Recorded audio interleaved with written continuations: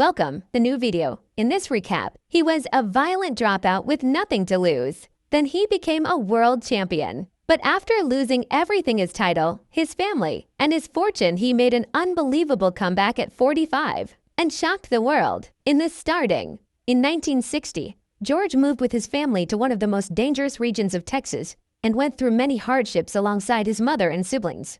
In an attempt to turn the change into a fresh start for her family, Nancy advises George to behave at school, as she knows her son's history of fighting and knows that if he repeats a grade again, he won't graduate. Upon arriving in the classroom, George must confront the prejudice of his teacher, who judges him for being the oldest in the class and wearing patched clothes. During recess, the boy is humiliated by his classmates, who quickly realize that he didn't bring any lunch to school, and therefore begin to treat him like an animal. Furious at being the target of ridicule, George gets up and punches one of the boys who was making fun of him. Upon seeing his teacher approaching, he flees and runs quickly into the streets, knowing full well what his punishment will be. Having been expelled from every school he attended, George decided to drop out of school, and in doing so, he gave up any chance of building a successful career. Due to his deplorable academic record, the young man decided to pursue illegal means to earn a living, and joined forces with another criminal to commit petty thefts. Upon seeing someone leaving a bar drunk, George and his partner prepared to approach him with the aim of stealing all his money. However, when they find the victim's wallet, they realize that he is an undercover police officer, and they try to escape, but are pursued by the patrol car. After running for a few minutes, George tries to hide under one of the houses in the neighborhood, covering his entire body in mud to prevent the police dogs from sniffing him out. After searching the entire area, the police conclude that the criminal is not there, and they leave. Relieved, George emerges from his hiding place and walks back home. During his walk, he sees an advertisement for an agency created exclusively to support young people aged 16 to 22 who have dropped out of school. By this point, the young man has realized that it's time for a change in his life, and he sees that agency as an opportunity to develop skills that are truly useful for the job market. Encouraged by his mother, George decides that this time he will not abandon his studies and moves to California to join the Job Corps. Upon arriving there, one of the first guys George befriends is Desmond, one of his roommates. In the very first week of school, George realizes that the brand new sneakers he received as a gift from his mother have disappeared, and while sitting in the cafeteria, he discovers who stole them. Furious, George chases after the thief and pursues him to the dormitory. After breaking down the door, he manages to get into the room and threatens to throw the other recruit out the window. Luckily, Mr. Broaddus is walking by at the time of the attack and manages to prevent George from adding another crime to his record.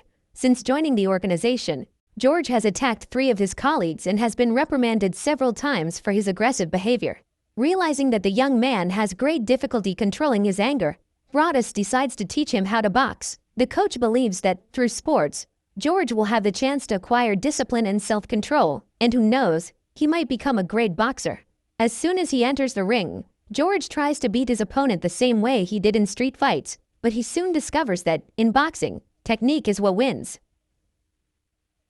Despite possessing far superior strength and size compared to Roy, George suffers a humiliating defeat and begins training with Mr. Broaddus. Before long, the coach realizes that George's biggest weakness is his mind, as he is unable to control himself, much less his emotions. Patiently, Broaddus teaches that, to win a fight, the boy will need to analyze his opponent's vulnerabilities and execute each strike strategically. In the second week of training, George faces Roy again, but this time, he manages to knock him out in the first few seconds of the fight. Impressed by his newest student's performance, Broaddus congratulates him on his dedication and is surprised to discover that George plans to become a world champion in the heavyweight category. Determined to achieve this goal as quickly as possible, George begins to dedicate all his time and energy to training in order to become capable of competing in the following year's Olympics. A year later, the young man faces his first professional opponent. Jonas boasts over 200 victories in his career and aims to secure another gold medal for his country. During the fight with his Russian opponent, George focuses on his coach's teachings, and after a few seconds on the defensive, he manages to turn the tide. With quick and precise strikes, the 19-year-old repeatedly hits an experienced fighter who is bigger than him. His punches are so powerful that the referee has to intervene and stop the fight. At the end of that round, George hears, for the first time in his life, a crowd of excited people shouting his name, and he feels honored to have the chance to represent his country in a world championship. A few days later, when he visits his old town in Texas, George goes to meet his old friends, expecting an enthusiastic welcome. but discovers that they are all offended by his having paraded with the American flag after the victory. According to his former partner in crime, there are thousands of black people fighting for their rights in that country, and instead of fighting alongside them, George joined the system. Frustrated, the young boxer walks to the diner where his mother works and tells her what happened. Before leaving, he promises Nancy that he will soon become the world boxing champion, and when that happens, everyone will have to respect him. The following week, George arrives at Oakland Airport, where he meets Paula, who is about to board a flight to Los Angeles. After exchanging phone numbers with the woman, he accompanies his coach to a gym to begin his preparation for a new championship. At that moment, he meets Joe Frazier, who is the current world heavyweight champion, and discovers that he will have to face him in the future. The more victories George accumulates, the more confident he feels and the more demanding his training becomes. However, even though he dedicates his entire life to training, George always manages to find time to talk to Paula, and before long, they start dating. From then on, Paula was always present at all of George's fights. In the following year, the couple decided to formalize their union. After amassing 36 wins without a single loss, the boxer decided to compete for the heavyweight title, and in 1973, he fought Joe for the first time. Right at the start of the fight, George is hit by a left hook from his opponent, but manages to stay on his feet and goes all out against Joe. After taking a few punches, Joe falls to the ground and the referee stops the fight so he can get up. In the first round, George has the advantage and needs to win the second round to become the new world heavyweight champion. Already weakened by the blows he took in the first round, Joe ends up letting his guard down, and George takes advantage of this opening to take him down once again. At the end of the fight, the young American is crowned the new world champion in his category, and is comforted by his coaches while listening to the applause of the crowd. That night, during the event his sponsors organized to celebrate his victory, George calls Desmond, his best friend, to be his accountant, knowing that from now on many other investors will appear to sponsor him. Because she had recently given birth, Paula was unable to attend the event, and instead of remaining faithful to his wife, George decided to cheat on her with another woman that night.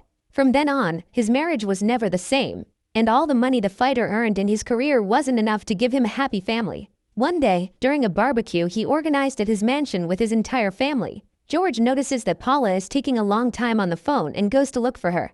Upon entering the house, he discovers that his wife always knew about his infidelities, and because of this, she bitterly regrets having started a family with him. Because he needs to travel frequently for his professional commitments, George has stopped prioritizing his family, and even knowing that his marriage is at risk, he travels to Africa the following week. Upon arriving in the Democratic Republic of Congo, George meets Ali and is furious to hear his opponent's taunts, but manages to control his impulses, as he intends to use all that anger during the fight. Confident in his own strength and skill, George enters the ring determined to knock out his opponent, but soon realizes that his punches are not enough to defeat him. After a brief intermission, both return to the fight ready to take their opponent down, but the round ends in a draw. In subsequent rounds, the referee is unable to determine a winner, as neither fighter falls to the ground. Ali's strategy has been to keep his guard up in an attempt to tire George out, and in the 8th round, when the world champion is already exhausted, Ali moves away from the ropes to counterattack. After taking several direct punches to the face, George loses his balance and falls to the ground, handing the victory to his opponent on a silver platter. After suffering this humiliating defeat, George decides it's time to go home. However, when he calls his wife, he discovers that Paula has filed for divorce. Devastated, the boxer visits his mother, and Nancy invites her son into the beautiful house he gave her as a gift. However, George prefers to remain in the car and says he lost the fight because he decided to use his hands instead of his head. Now, remembering everything that happened, he realizes that his biggest mistake was giving Ali exactly what he wanted. By repeatedly striking his opponent until he was exhausted, George fell into his trap, and his foolishness caused him to lose the world championship title. 6 months after being knocked out by Ali, George had already lost much of his prestige and watched his career slip through his fingers. While asking his coach for help to revive his career, George receives a letter and rushes to the hospital, only to discover that his sister is giving birth. Upon arriving there, he finds his mother and siblings, and then discovers that his sister's life is in danger, as she suffered severe complications during childbirth. When he realizes that the doctors are unable to guarantee his sister's survival, George decides to turn to someone he has neglected for many years.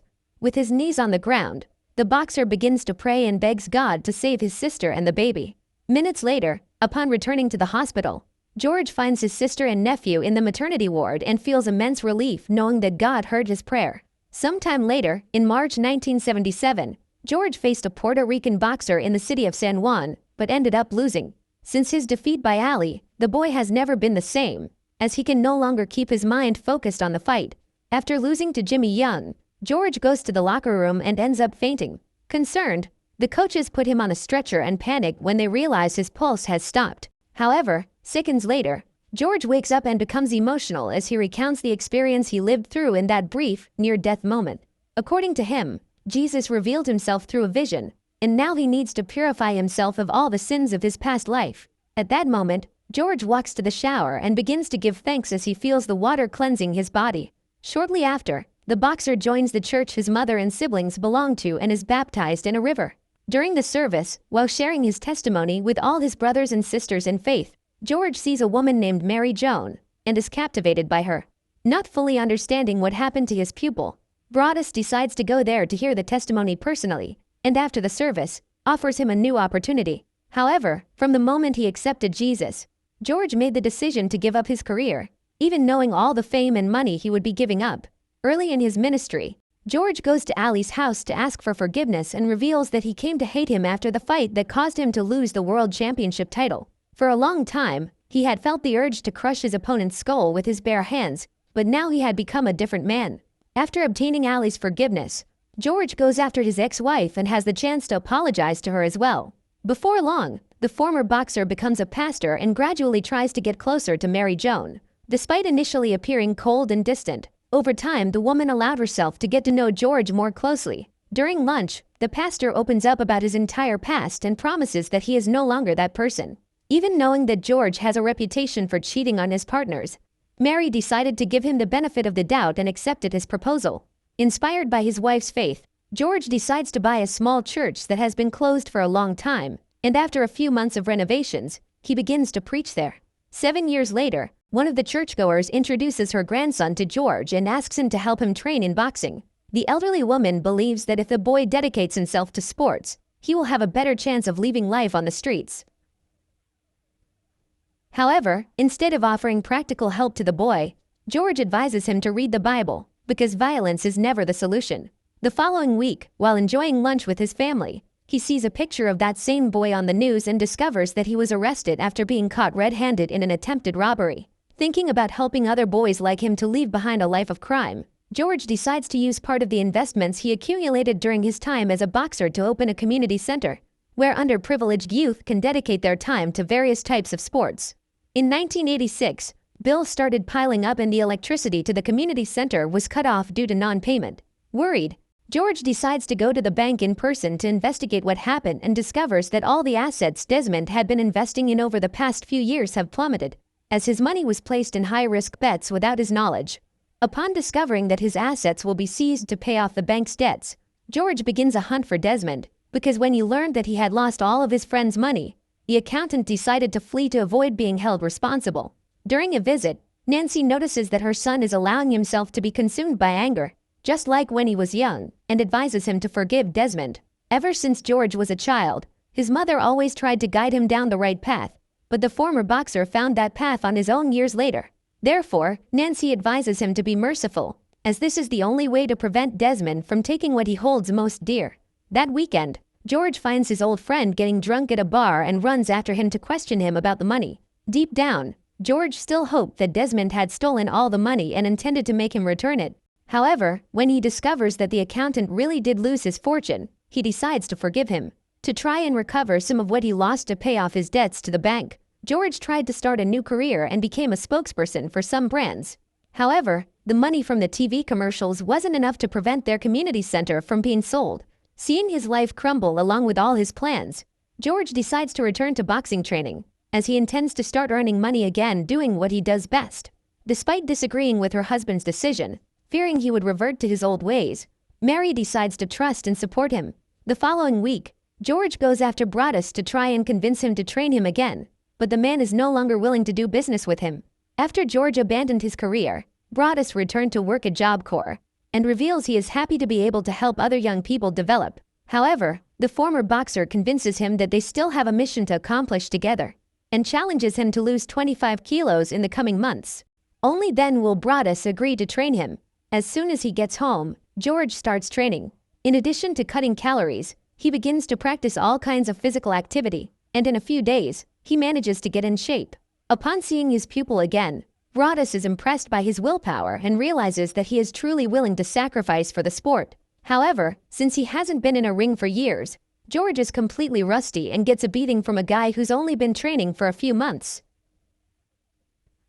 That night, Mary has a dream, and the following morning, she relays the message to her husband. According to her, God showed her, through a vision, that he would win the World Heavyweight Championship title again. Encouraged by these words, George went to training even more determined to give his all, and finally managed to get scheduled for his first fight on March 9, 1987. Since he is no longer controlled by anger, George is able to plan each strike and wins the first 2 rounds. After remaining undefeated in 9 fights, the boxer begins to be called for TV interviews and reveals that he will once again compete for the World Championship title. Because she needs to stay home to take care of her children, Mary is unable to accompany her husband on his tour, but she doesn't miss a single fight. Every time George appears on TV, she gathers with the children to watch him and laments seeing him lose the fight against Evander. Despite losing, simply by agreeing to step into the ring with the reigning world champion, George received over $10 million in payment, and his manager claims that all his debts have been paid off. According to him, the money George has in his account is enough to maintain the community center for decades and still cover his personal expenses for the rest of his life. However, even knowing that he no longer needs to fight, George feels in his heart the desire to compete for the world title once more, because he believes that his wife's dream was a vision sent by God. The following week, the athlete discovers that his last opponent, Evander, who managed to defeat him in the fight, was knocked out by Michael Moorer. What surprises journalists the most is that 30 of Michael's 35 victories were by knockout, and at 45 years old, nobody believes that George Foreman is capable of defeating him. However, even knowing this, the veteran boxer tries to remain confident and intensifies his training even further. When the day of the fight finally arrived in November 1994, George faced the biggest challenge of his entire career and took a beating in the ring. To everyone watching that fight, George doesn't stand a chance of winning, and when he finds himself about to be defeated by a boxer 2 decades younger, he recalls his entire journey. The truth is that George always fought, but before he fought because he felt hated by the world. Now, George is fighting for something much bigger, and in the 9th round, the impossible happens. Even exhausted, he manages to gather all his strength into a single punch and knocks Michael down. After being hit, the boy is unable to get up, and George is announced to everyone as the new world heavyweight champion. In this historic moment, George breaks the record and becomes the oldest world champion in his category. Subscribe for more recap videos.